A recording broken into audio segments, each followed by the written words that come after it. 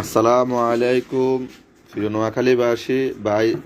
আজকে সৌদি আরবের মধ্যে আমাদের নোয়াখালী আরিফাজি ফলুর লগে একটা লোক এখানে, আমি যেখানে থাকি দৌমাতল আলজফ, এখানে সে আইসা ঘুরতেছে আজকে এক সপ্তাহ রোডের মধ্যে।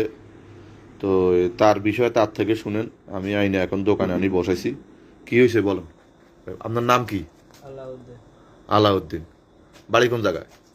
বাড়ি হাজিপুর মজদাপুরে। হাজিপুর মসজিদ ব্যাপারীর হাট। কি বাড়ি? ওহারার বাড়ি। হরার বাড়ি। আপনারা কে আনছে, কোন জায়গায় আছেন সৌদি আরবে? আমি তো সাপ্লাইয়ের মাধ্যমে আসছি জোবাইলে। হ্যাঁ নাম কাশেম। হ্যাঁ। কাশেম কে? এই বিষে বেচা কিনা করে আর কি। আচ্ছা, আপনারা আনছে কে সৌদি আরবে?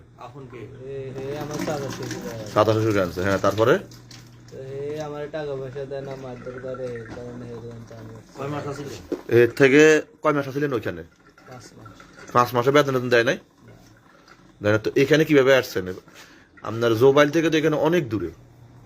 আর এখানে আইসি যে আমার মারধর করতে, আমি হেরিয়ানতে বাগি চলে আসি। মানে হাত উঠে যেভাবে হোক চলে আসছেন এখানে। আমরা তো ডিস্ট্রিক্টটা চিনেন না, মনে করি এইভাবে আসছে না। হ্যাঁ। তো এখন আজকে 5 মাসে মানে 1 টাকা বাড়িতে পাঠান না।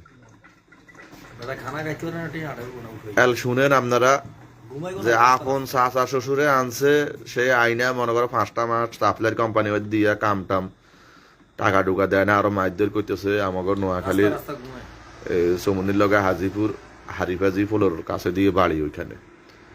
এখন আজকা 15 দিন ধরে এই শহরের মধ্যে ঘুরতেছে, রাস্তায় ঘুরতেছে, ওই যে এদিক সেদিক পার্কে শুয়ে থাকে।